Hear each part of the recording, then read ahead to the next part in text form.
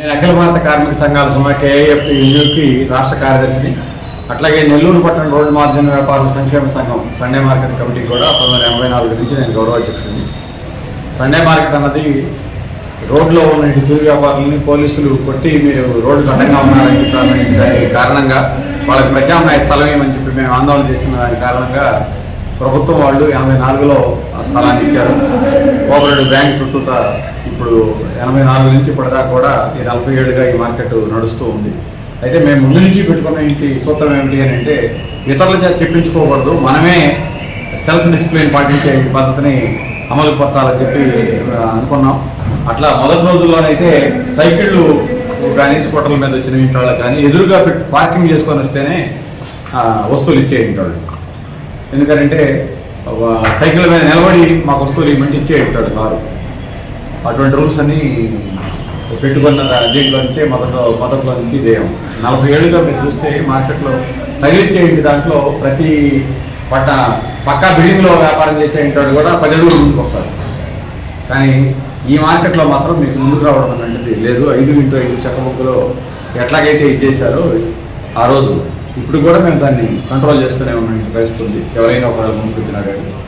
అది రెండోది ఏమిటంటే ప్రతి నెల చివరి శుక్రవారం సెలవు పాటించాలనే నియమం ఉంది. 2008 నుంచి ఫిక్స్డ్ రేట్ అనే ఇంటి పద్ధతిని అమలు జరుపుతున్నాం.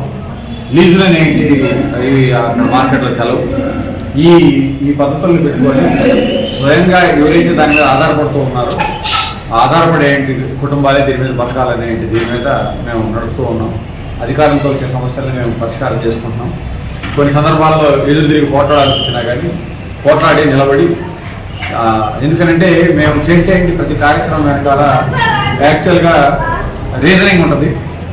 ఇతరుల చేత చెప్పించుకునేది కాకుండా అన్యాయమైన దీనికి న్యాయబద్ధమైన దీంట్లో నిలబడతాము. ఆత్మాభిమానంతో నిలబడడం అనేది ఈ వ్యాపారులకు అందరికీ మేము నేర్పుతూ ఉన్న సూత్రం. అందువల్ల సామాజిక అంశంలో భాగంగా అంటే మేము ఈ ఇప్పుడున్న వ్యవస్థ దుష్ట వ్యవస్థని నేను కమ్యూనిస్టు ఉద్యమానికి ప్రాతినిధ్యం వహించేటండి. మేము ఇప్పుడున్న దోపిడీ వ్యవస్థని ఈ దోపిడీ వ్యవస్థ మారాలని సంఘటన కొడుతూ ఉంటాడు. మేము విద్యార్థి ఉద్యమం రోజుల నుంచి కూడా దీంట్లో చురుగ్గా పాల్గొంటున్న ఉంటాడు. అందువల్ల దోపిడీ వ్యవస్థలో రద్దు చేయడం అనేది జరిగితేనే సామాజిక న్యాయం నెలకొంటుందనే మా సూత్రంలో భాగంగా చిరు వ్యాపారులు కూడా ఇప్పుడున్న సమాజంలో దోపిడీ గురవుతానని సెక్షనే కనుక వీళ్ళని కూడా సంఘంగా ఆర్గనైజ్ చేసేయండి దానికి మేము కోరుకున్నాం. ఇది ఒక ఆదర్శవంతమైన దీనిగా ఇందాక కలెక్టర్ కె రాజు కూడా అదే రాశారు. ఈ వ్యాపార సంస్థ పాటిస్తూ ఉన్న పద్ధతులు మొత్తం ఇతర ప్రాంతాల్లో ఉన్న వ్యాపారస్తులకు కూడా అందరికీ కూడా ఆదర్శమైనది. అట్లా ఈ టౌన్లో మేము మా సభ్యులకి అందరికీ పదే చెప్పేది ఏమిటంటే బ్రతికించు నిబంధనలు ఎట్లేదు మనం బతకాలి, అదే సందర్భంలో సమాజం బతకడానికి కూడా మనం తోడ్పడాలి అనేది ఆ సూత్రాన్ని పాటిస్తూనే ఇన్నాళ్ళు ఈ మార్కెట్ని నిలబెట్టుకోవడం జరిగింది. ఈ 100 కుటుంబాలు దీని మీద ఆధారపడుతున్నాయి. దీని మీద పరోక్షంగా ఆధారపడే కుటుంబాలు కూడా ఇంకా చాలా ఉన్నాయి. ఎందుకంటే బ్యాగులు కుట్టే వాళ్ళు, ఇంకా ఇతర సామాన్లు సప్లై చేసే హోల్సేల్ వాళ్ళు, రకరకాలైన వాళ్ళు కూడా దీని మీద ఆధారపడి జీవిస్తున్న పరిస్థితి. అందువల్ల మేము పట్టణ జిల్లా ప్రజానికి మద్దతుతోటి ఇన్నేళ్ళుగా వ్యాపారాన్ని మార్కెట్ కమిటీని నడిపించాం. ఇక ముందు కూడా మాకు మద్దతు ఇవ్వాలని చెప్పి మేము విజ్ఞప్తి చేస్తూ ఉన్నాం. 40 సంవత్సరాల సందర్భంగా ఆ రకంగా మేము బతుకుతూ మిగిలిన బతికించడం దానికి సమాజం నుంచి తీసుకోవడంతో పాటు సమాజానికి ఈయడం అనే సూత్రాన్ని కూడా దాన్ని కొనసాగిస్తామని మేము విజ్ఞప్తి చేస్తాం.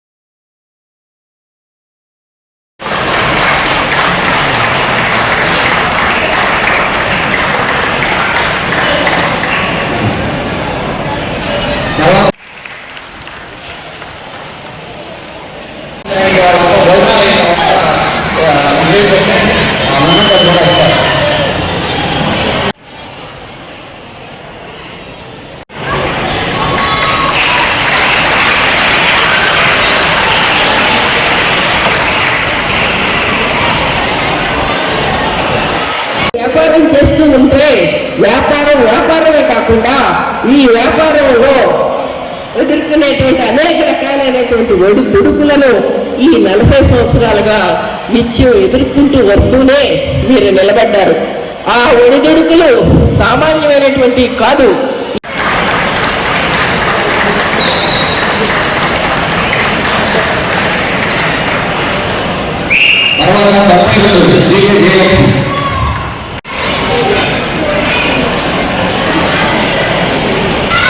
Bye.